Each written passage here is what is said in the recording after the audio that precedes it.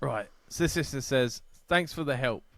I have made a decision to move in with my boyfriend now, as the house share just isn't for me, and it almost ruined my friend previously with it." So this listener emailed before, um, and she was in a house share, and the partner's boyfriend was like nicking stuff. Oh shit! Okay, I got this confused with another Yeah, listener. the iPad and that one. The iPad went missing in that. Yeah. So we're glad you got out of that because you don't want shit going missing, right? You know what I mean? It's your fucking property. You don't want that in your own home. No.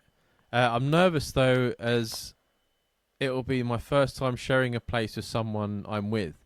I cannot cook or clean to a decent standard, and I've pre-warned him I'm not a stereotypical housewife, but he just makes jokes about it. But I'm deadly serious. I can't even boil an egg. In the uni house share, I lived off Deliveroo and other people cooking. Help! What do I do? I think we need a sponsor for the old air fryer here, Jamie. Yes, yes. That was 100% what's coming to mind. Get yourself an air fryer.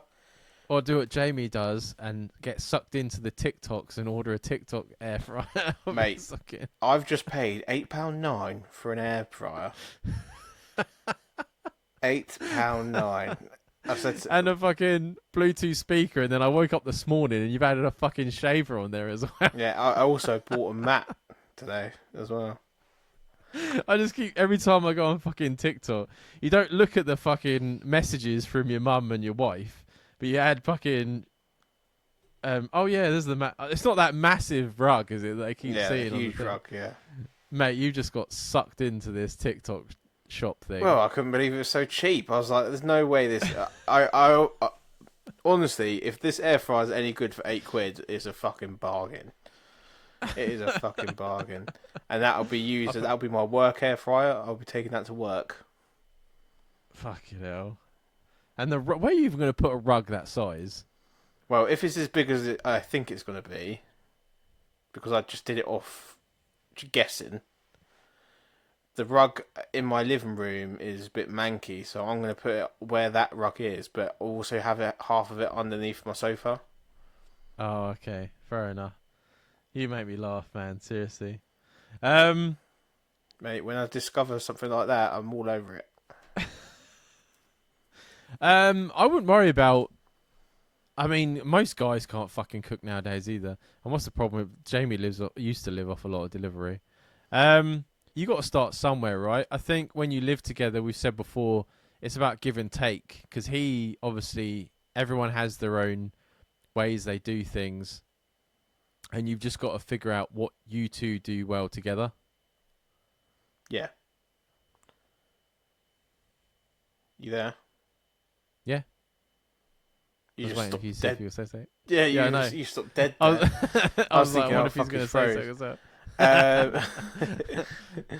But yeah, I think it is give and take. Like I've said many a time on the podcast, like when I first moved in with Charlotte, like we were doing stupid shit like leaving bin bags in the fucking kitchen, and like it takes you a while to get used to living with someone, and like living in house shares and that it's slightly different. When you're living with someone that's your partner, it's more of a team thing, and like yeah. A lot of the time the man's going to be lackluster. I know it sounds sexist to say, but the man is always going to be falling behind as regards to being tidy and noticing things in the house that needs to be sorted out because we're just useless. So learn how to cook together, basically. I had no clue. Charlotte does a lot of teaching and I do a lot of not taking it in. Yeah, I think that's the thing, right? It's like it's the whole team thing. I think people go into the house and they expect one person to do all of it, which is why there's so many fucking arguments about you didn't do this, you didn't do that. And I think it's almost subconscious sometimes as well. But it depends on where you the way you were brought up, right? We said before, like everyone's brought up in a different house, and like some parents do a lot more than they do for others. I know people that were made to cook dinner on like certain days of the week from like the fucking high school, and I'm like, fuck that. But that was just the way their house was, and that's the way it is. But if he can cook, then just get in the kitchen with him. You know, if you're willing to learn and stuff like that. But then I was talking to Sabina about stuff like this the other day, and I was like, you've got to share the responsibilities. Like, there's some things that you're happy to do, and there's some things that he'll be happy to do, and you've got to sort of agree on those certain things. Like, I'm pretty good at putting the washing in. I'm pretty good at washing clothes, but I'm terrible at putting them away in the cupboards. Mm. So Sabina's like, oh well, I'll do that. That's fine because I can't do that. They go in a pile on the floor, and I live off the pile on the floor, which are Yeah. clean Yeah. and folded, but they're still not in the cupboard. You know what I mean? Yeah, I'm very. Me and Charlotte, even to this day, we're still very bad at, like, because if the washing will build up, I do all the washing, make sure it's all dry and stuff, and then it sits in the fucking wash basket at upstairs in the spare bedroom, and once it's in the spare bedroom, it's out of my mind totally. No, don't even think about it. My Until I'm washing looking for basket's in something. my dining room. It's been there for about a month and a half now, and it just keeps getting topped up. I actually go down there in the morning, starkers, and get dressed downstairs. I don't even use the clothes upstairs anymore. You know what I mean? So that's what I mean. So, like, there is a lot of pressure, and you think to yourself, oh no, it's just me and him, and we've got this house or this flat, and it's our responsibility. But he's making jokes, but he's in the exact same. He's not saying it, but he's in the exact same boat you are. Oh, of course, he's completely winging it. Yeah. So this is what we said to the previous listener that was going. It was the listener that was like, "I'm living at home and I'm happy," and then he's like, "I bought a house to this woman." Oh, We yeah. were like, Yeah. whoop, jumped in the fucking. Yeah, you're gonna find it easy to get angry at each other about silly little things because everyone lives differently. You've just got to take a step back and you've got to be like, no, I'm not gonna get angry about this. We're gonna talk it, or we're gonna decide what's best for this situation. Because that's where people go wrong when they first move in together. It's not a fight or a competition.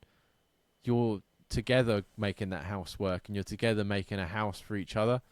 So keep that in mind.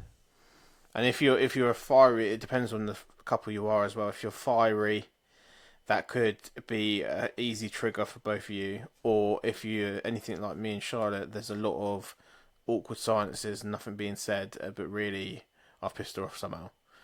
So you just need to try and like get around that. I think communication is key. Sometimes now I don't follow my own advice from this podcast, and I should. Yeah. But don't do as we do, do as we say.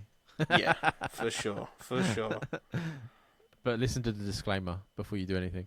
But yeah, no, you're gonna be fine. By this point, I mean, you've probably had a couple of weeks together and you're getting it. But you know, we're always here if you think with the cooking thing. Like I said, there's always ways around it. There's microwave stuff. There's air fryers. Air fryers are the best invention in the world. But just learn together. Get in the kitchen and cook meals together. It's the best way to do it. And you'll be alright.